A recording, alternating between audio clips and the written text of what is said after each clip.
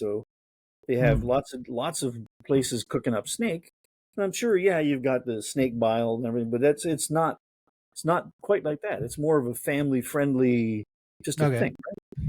And it's, I don't know, a couple of acres. It's not massive, but it's like all food, just and every little booth.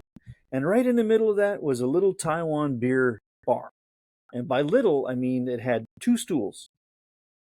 And That's pretty small. I parked my ass on one of those stools. And then I think the guy liked the fact that I parked my ass on there, because as people are going by, I'm talking to people, right? And I'm drunk, and I'm like, this is not a very, it's a tourist area, but not a Guayla, not a foreigner tourist area. So people were walking by and just like, yeah, in Taipei, you see guys like you all the time, but out here in the countryside, like, what are you doing out here, man?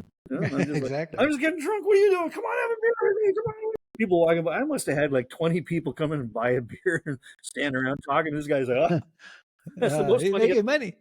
But it wasn't It's like true. you're not getting ripped off. There it was like, it was cheap. I can't remember the number now, but it was like, so that guy, yeah, it's just a kiosk, so his costs were low. But at the end of the day, he's covering his costs, but he is not buying himself like a jet